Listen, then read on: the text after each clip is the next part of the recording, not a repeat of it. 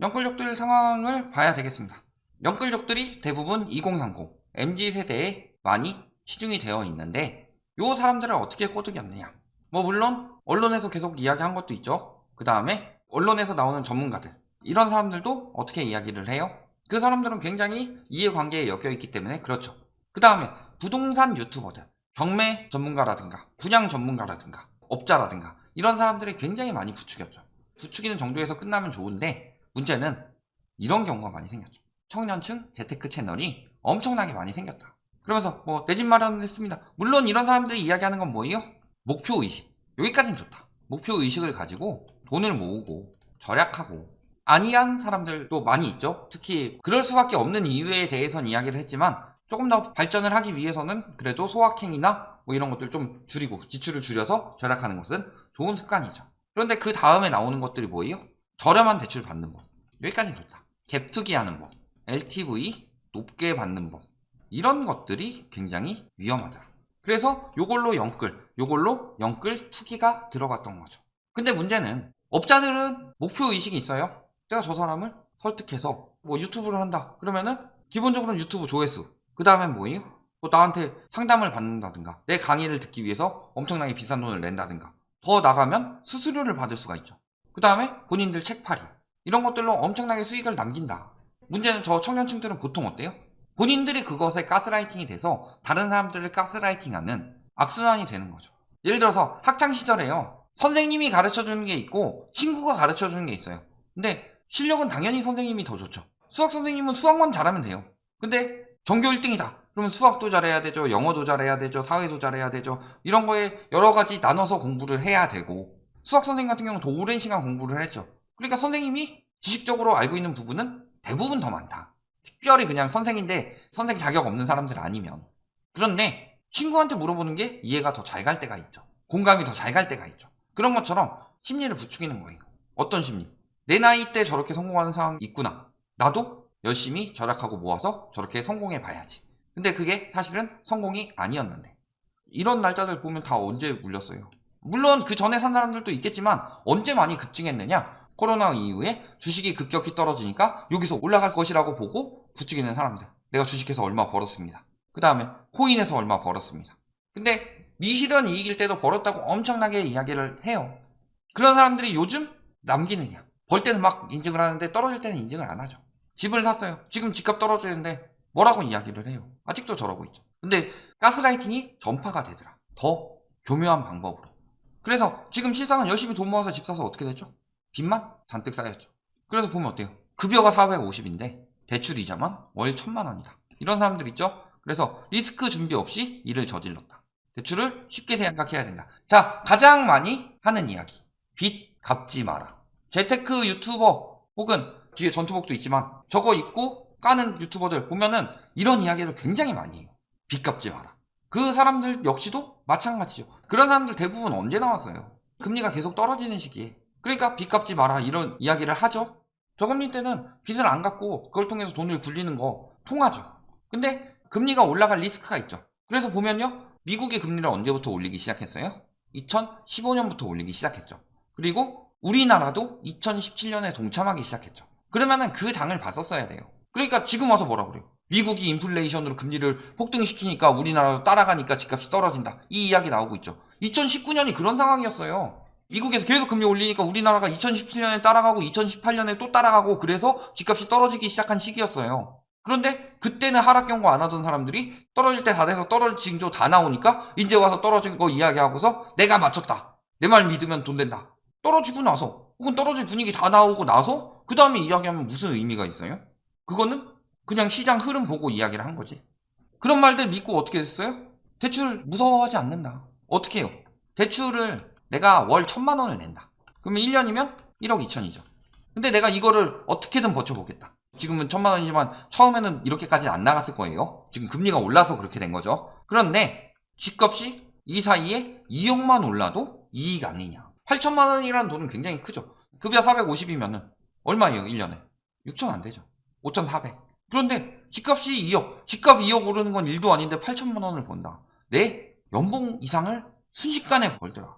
그냥 빚 갚고 하는데 여기서 또 저축되는 게 있고 얼마나 내가 좋은 방법이냐. 이런 식으로 들어가죠. 리스크에 대해서 생각을 안 하죠. 그런데 금리 인상에 대한 경고는 저희는 굉장히 많이 했습니다. 가계부채에 대한 경고도 굉장히 많이 했습니다. 왜 그래요? 너무 저금리인데 이 너무 저금리인 상황이 나올 시기가 아니다. 세계적으로 긴축 장세에 들어갔다. 미국은 2015년부터 금리 올렸죠. 그때까지는 우리나라도 막 올리진 않았죠. 왜? 그때는 집값을 부양하는 정책을 쓰는 정부였을 때고 그래서 대출을 오히려 늘렸죠. 2017년이 됐을 때 어떻게 돼요? 금리를 올리는데 우리나라 쉽게 함부로 올릴 수가 없는 상황이에요. 가계부채가 너무 커져서. 그런 상황에서 미국이 양적 긴축에 들어갔다. 2017년부터. 지금 양적 긴축이 뭐예요? 시중에 있는 유동성을 회수하는 거죠. 이거 굉장히 위험한 징조죠. 그러니까 우리나라도 2017년부터는 금리를 따라 올리기 시작한 거예요. 이대로 두면 안 되겠다. 그래서 금리 따라 올리고 LTV 규제하고 왜냐면 우리나라는 DSR이 적용이 안 됐으니까. 외국에는 LTV 엄청나게 높은데요. 그 나라는 DSR이 적용이 됐으니까 그런 거고 근데 그런 부분 제외하고 이야기를 하죠. 그래서 빚을 어떻게든 터지는 걸 막으려고 하고 있는데 그걸 계속 비판이 아닌 비난인 수준까지 가더라. 그런 상황에서 또 저금리가 됐어요. 코로나로 인해서 앞으로 있을 가능성이 굉장히 높지 않은 제로금리 때까지 나오게 되더라. 이게 오래 갈 수 있는 상황이었나요? 그런데 저렇게 다들 들어갔더라. 그래서 보면 어때요? 12억 원 매수했어요. 전세입자 6억. 여기다가 남양주 아파트 분양받았죠? 대출금만 문제예요? 지금 대출금에다가 세금도 날라와요. 환전세에 월세도 나가죠. 이런 것들 보면은 감당하지 못할 행동을 한 거죠. 왜? 쉽게 부자 되고 싶어서. 그러면서 가장 언론에서 부추겼던 이야기. 파이어족. 파이어족이 되기 위해서는요. 저렇게 무리해서 하는 사람 없습니다. 물론 운 좋아서 된 사람도 가끔은 있죠. 그런데 엄청난 시장 분석을 통해서 들어가는 거고 저렇게 감당하지 못할 빚은 내면은 파이어족이 아니라 그냥 내 재산 불태우고 망하는 거다. 그래서 지금 영끌족은 어때요? 금리 인상으로 인해서 이자는 늘어나는데 집값 하락까지 되고 있죠. 나가는 돈은 늘어나고 재산은 줄고 있다. 그러니까 미실현 이익인 재산에 집착하지 말아라. 집값이 계속 올라간다. 나는 샀는데 옆에 사람 집 샀대요. 영끌에서. 근데 그 사람 지금 6억 벌었대요. 6억 번 거 아니에요. 팔기 전까진 번 거 아니에요. 그러면서 들어갈 부대 비용은 생각하지 않아요. 6억 오른 게 6억 번 게 아니죠. 6억 오르면요. 양도세 떼죠. 그 다음에 처음에 살 때 취득세 떼죠. 복비 떼죠. 중간중간에 그 집에다가 들어가는 투자 비용은 얼마나 되겠어요. 이자 나가죠. 근데 이런 재테크 하는 사람들 재테크 이야기를 하잖아요.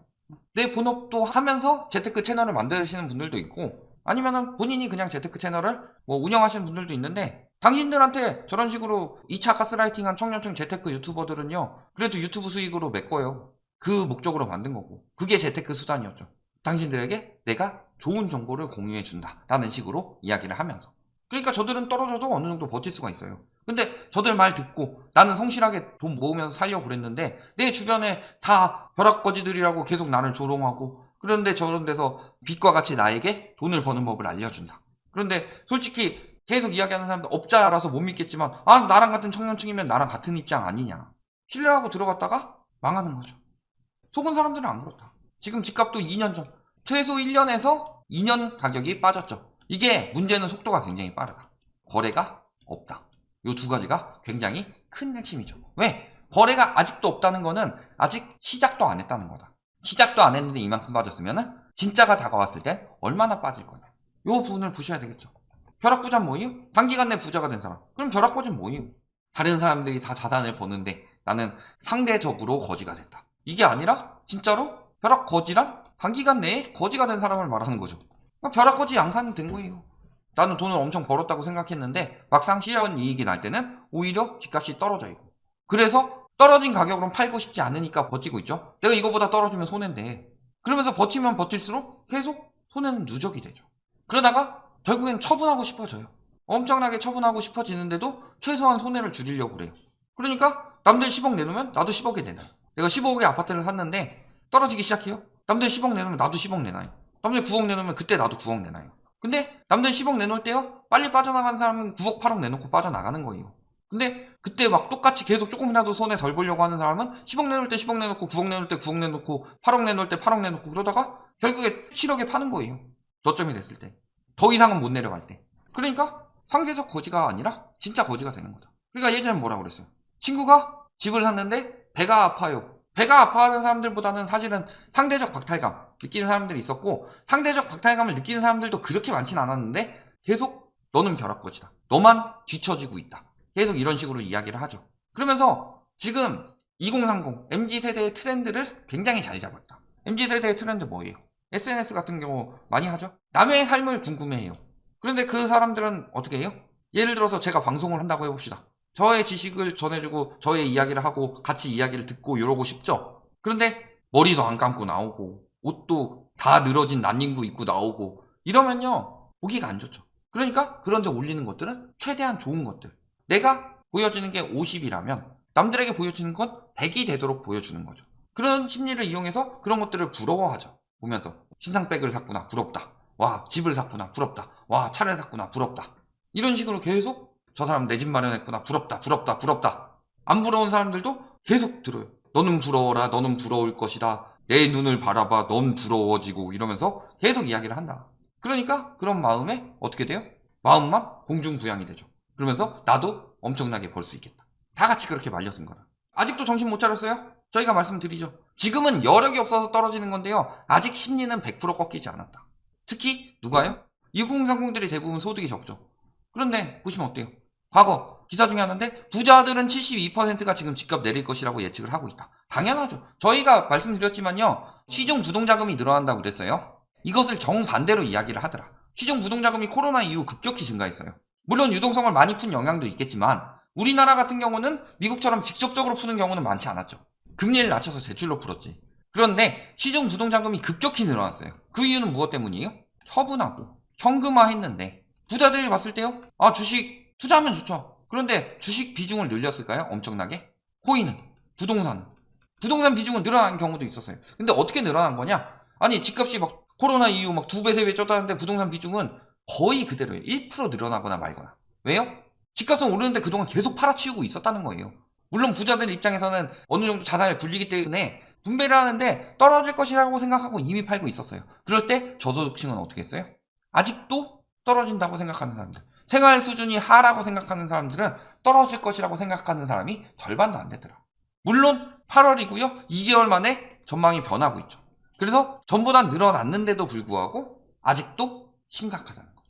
자산시장의 논리, 그 다음에 경제시장의 논리를 잘 모른다. 그러니까 저희가 그 위험성에 대해서 알려주고 있었는데 계속 이야기하는 게 뭐예요? 라이트하우스는 부정적인 이야기만 한다. 그 부정적인 상황이 그런데 실제로 일어났습니다.